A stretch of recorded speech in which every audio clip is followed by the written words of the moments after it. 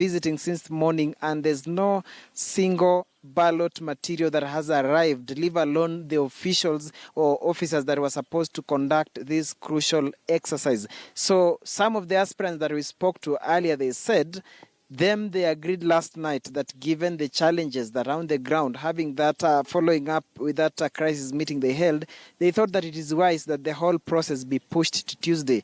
But Nairobi, in their wisdom, they've said aspirants don't have that mandate to call off or to push the election. They are saying it's underway, but where we are, nothing is happening. Here at the Mogogosiek Township Primary School is one of the polling stations in Konoin constituency, and there is no single election material. Mzee, Nairobi wanasema uchaguzi unaendelea Bomet. Mahali kwingine nimezunguka sijapata chochote. Hapa Konoin kuna mahali mmesikia kunaendekea uchaguzi ama material imefika? Ninasema ya kwamba tulisimamisha uchaguzi kufuatana na pilot papers ambayo tuliletewa ni chache. Kila station unaweza pata 500, 300, 200. Kama ni 800 tunapata 200. Kwa hivyo tumeamua kusimamisha uchaguzi mpaka tuletewe pilot papers ya kutosha. Sawa. Kwa hivyo tunasema asante kwa aspirants kama Kones na wengine ambao walikutana jana usiku na wakaamua ya kwamba kama ni chache itasimama, na tukaunga mkono aspirants wetu ya kwamba itasimama mpaka tuletewe zingine. Alafu tena kuna viongozi ambao walichakuliwa kama secretaries na wengine ambao wanapendelea upande wengine. Tunasema hao watolewe kwa ofisi na wawekwe wapya. Hatutaendelea na uchaguzi kama wale watu ambaye walisababisha hii maneno wakiendelea kwa ofisi. Uchaguzi itasimama. Kwa hivyo tunasema asante kwa viongozi wote na polling station yote katika Konoin na Bomet mzima. Hiyo ilisimamishwa, haiendelei. Na tunasema tunaambia rais na naibu wake kwamba watufanyiwe fair election ambayo ni ya haki.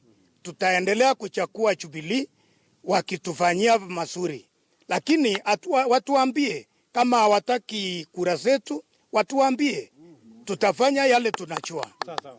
Lakini kwa hii maneno ya hapa katikati ambayo imetusumbua, imetuletea hii mambo ya uchache, hatuchasema kura imeibwa, kwa maana hatuchapiga kura.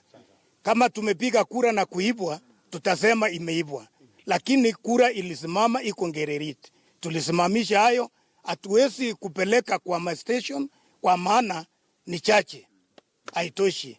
Kama wanatumia ile ya system ya uchaguzi ya 2013, na tumekubali hivyo, lakini tuletewe hapa tuko na kura 812 hivi hapa, lakini tunasikia tulipata 200. Hiyo zingine 600 ilienda wapi? Kama huko Koiwa wako na karibu 1012 upande wa Rerendet, lakini Rerendet wamepata 400. Hizo zingine imeenda wapi? Na ni nani alifanya hii mpango mpaka tuletee vitu chache? Na aspirants walisunguka wakaomba kura, tukitarajia katika Bomet tuko na 1300 na saa hii pengine 1100 imekuja, 1200 zimeenda wapi? Kwa hivyo kutaelekana vipi? Mzee anasema kwanza wale ambao wako kwa hiyo election board wanaleta confusion waondolewe, na aspirants walikubaliana pengine Jumanne. Muda uko kwa kubadilisha hii election board size. Do we have enough time? Ni kidogo sana. So what is the way forward? Okay. Yes, Anjo hapa. Okay. Yes. It's the way forward now. They are saying, Nairobi is saying that we proceed with the election. I'm one of the clerk in a polling station. But when we see the ballot papers are not enough, and they are saying election is proceeding, it's continuing. So the way forward, after the aspirants met, they said there is no continuing with the election. And now we are just waiting for the information from everywhere from the headquarters. And as I was hearing that Tuju released everything, all the ballot papers were enough to each and every polling station. But now, in the polling centers, there are no enough ballot papers. But let me ask you, the material they've said they released later, at what point did aspirants check, confirm, then realized that the material are less? Because it was supposed to be confidential. That is what we would have expected as of this morning when they now received the material. Walijua aje at material ni less na hiyo material ilikuwa inafaa ikuwe under tight security?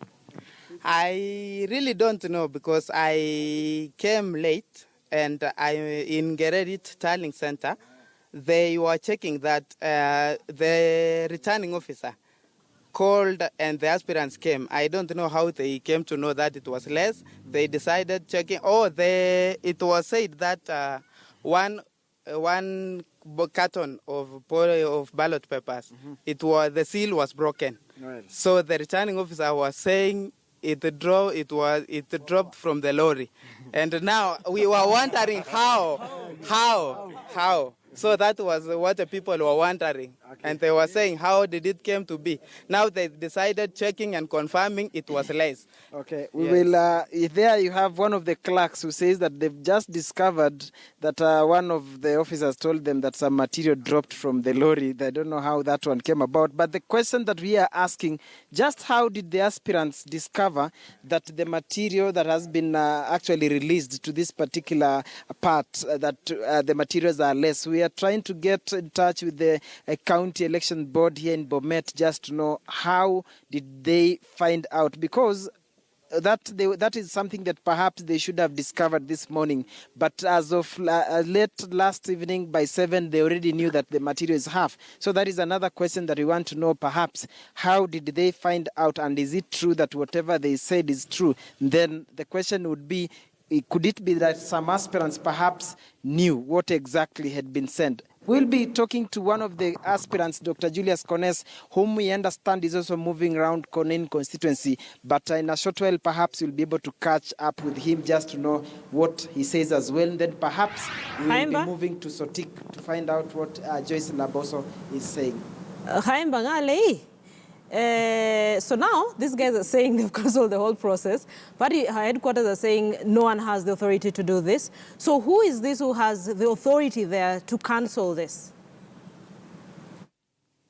Well, who is this that has the authority to cancel? As I've said, and we spoke to some of them, the aspirants, they met last evening with the Jubilee leadership, the county Jubilee board here, and of course is the chairman, Edwin Mutai, who read that joint statement, and they said that they were in agreement the whole process be pushed to Tuesday. Now, the headquarters says it's only the National Election Board of Jubilee that has that mandate. Now, the question is, they've said Nairobi can issue as many statements as it wants, but the reality is nothing is going to take place. They've said Ngererit is where the distribution center was, and they've said everything be stopped there, so no material has left Ngererit, that particular place where it was supposed to act as the distribution center. Then the aspirants, they've said now for them to have a free and fair election, they would rather have everything in place, and as Amze said, they would rather lose fair and square, but not in an instance where they'll say the material that came was less, like this particular one has 812 voters and what they've received is 200. How do you account for the other 612? So that is the kind of confusion, Linda, that we are having, and unfortunately we are not able to get any election official in this particular place that at least can paint the picture and tell us what is the true position. Linda. Listen, I'm in studio with Dunstan Omari and Gabriel Mudhuma, and they have a few things they need you to clarify because you're on the ground for us. Dunstan. Do you think, Ahemba, there is infiltration by Mashinani party to make Jubilee look bad in the face of the Republic? Number two, I've seen behind you people show paraphernalias and symbols of Mashinani. How true is it that there is that infiltration in that area?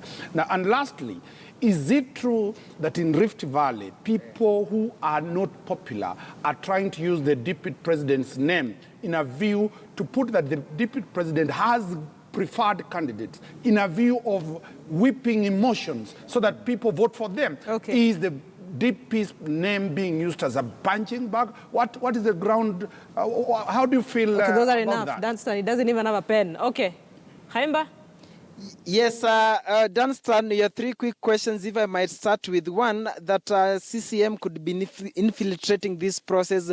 I don't think so. Yesterday, CCM actually had their own primaries, and even Dr. Joyce Laboso said they know the smaller number of people that participated in CCM, and as it is, there's perception that this area is largely Jubilee, predominantly Jubilee, so there cannot be some truth to that, because they are treating Mashinani party as a smaller party and inconsequential to what some are saying. And then with regard to the paraphernalia that you saw some of the people where we are, and I'm sure you've seen in Kericho, when the frustration, so they're already thinking if Jubilee is frustrating them, that's why you can see that symbol that they are doing like this. Some of their furious guys, of course, you know, the area governor is a comedian, a political comedian, so to speak. That explains why some you are seeing them donning those CCM caps and the paraphernalia and moving around, because to them it's more or less the same thing and they know what exactly will be happening. And then about those that are perhaps using the deputy president's name, of course everybody wants to know that that is a man who wields power, is the king in this region. So everybody would want to associate themselves with that, with him. So that could be the reason why you can hear claims left, right, center that there is a list preferred by deputy president. But we are not so sure. But of course, every party will always make sure that it have its